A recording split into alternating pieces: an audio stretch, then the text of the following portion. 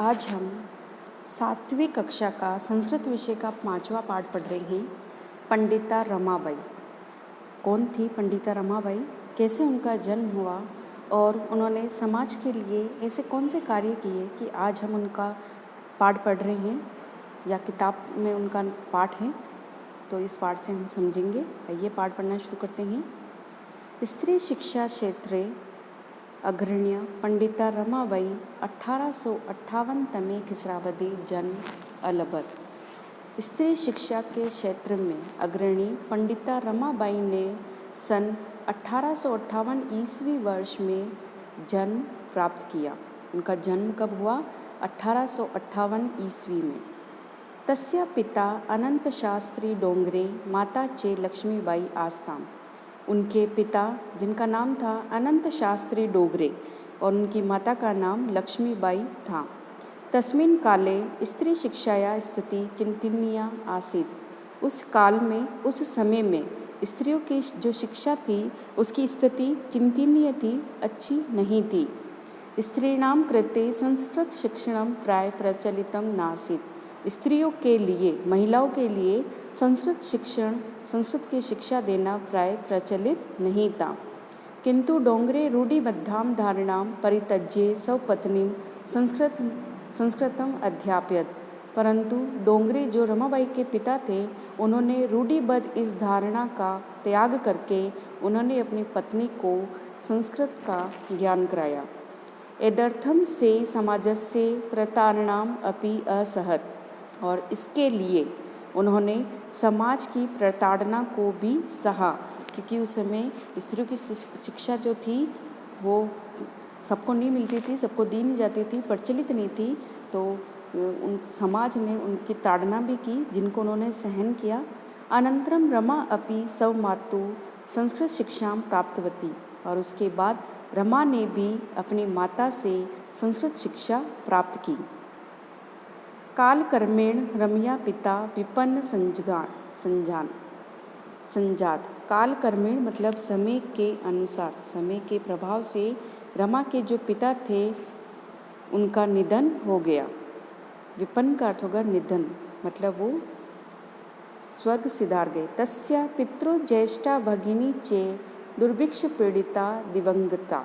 और उनके पितरों मतलब माता पिता, और उनकी बड़ी बहन, ज्येष्ठ भगिनी का अर्थ होगा बहन, उनकी बड़ी बहन भी अकाल से पीड़ित, दुर्भिक्ष पीड़िता मतलब अकाल से पीड़ित होकर मृत्यु को प्राप्त हुए।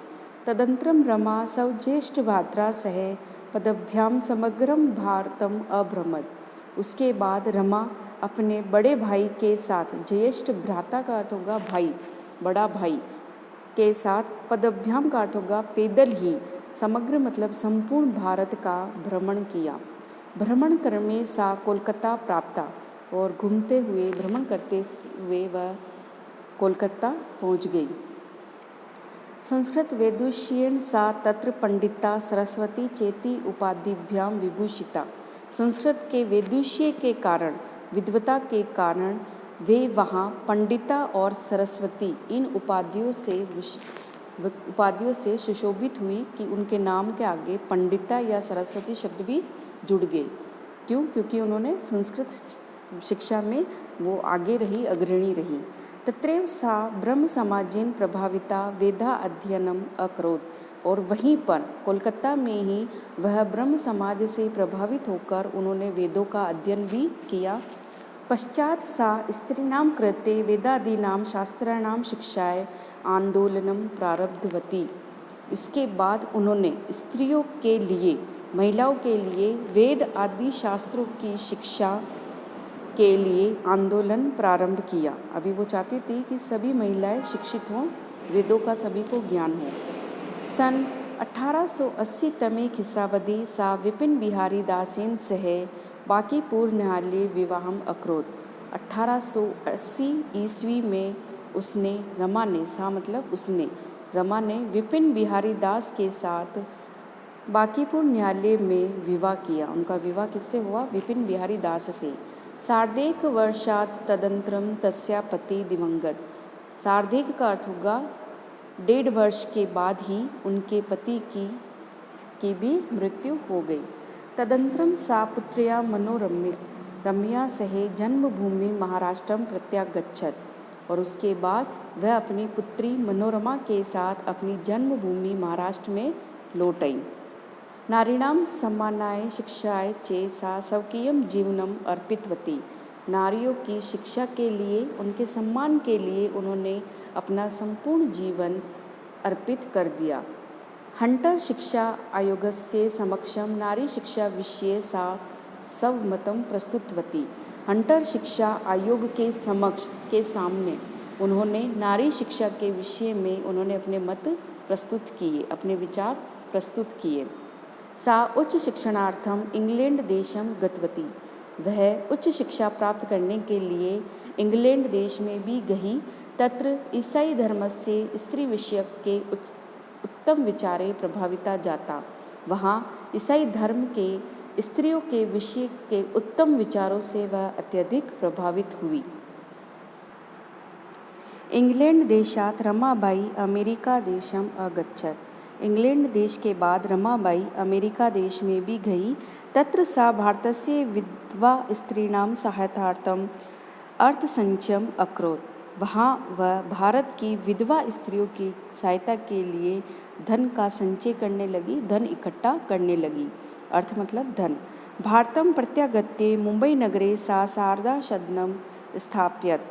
और भारत लौटकर मुंबई नगर में उन्होंने शारदा सदन के नाम से एक संस्था स्थापित की। अस्मिन् आश्रमे निसहाया स्त्रिये निवसन्ति इसमें। और इस आश्रम में जो बेसहारा स्त्रियां थीं वह निवास करती थी। तत्र स्त्रिये मुद्रण टंकन काष्ठकलादिश्च प्रशिक्षणम अपि लभ्यन्ते अस्मे।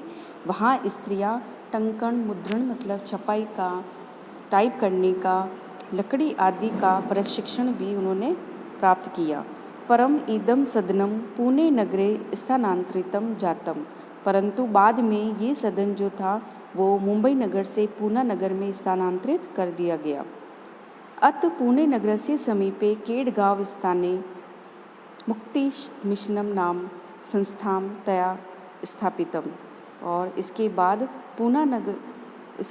पूना नगर के समीप ही केडगांव में स्थित मुक्ति मिशन नाम से उन्होंने एक संस्था वहाँ पर भी स्थापित की। अत्र अधुना अपि निराश्रिता स्त्रिये ससम्मानम जीवनम यापयन्ति।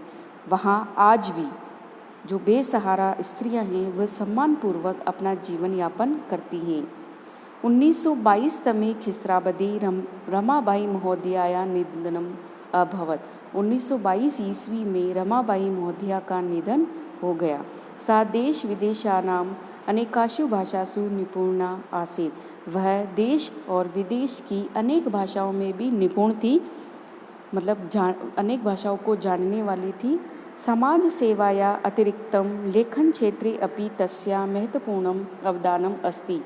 समाज सेवा के अलावा लेखन क्षेत्र में भी उन्होंने अपने महत्वपूर्ण योगदान दिया। स्त्री धर्म नीति हाई कास्ट हिंदू विमेन इति तस्या प्रसिद्धम रचनाद्वयम् वर्तते।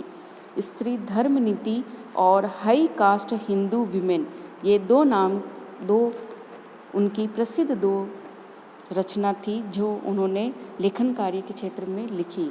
इस प्रकार रमाबाई का संपूर्ण जीवन स्त्रियों के लिए समर्पित रहा।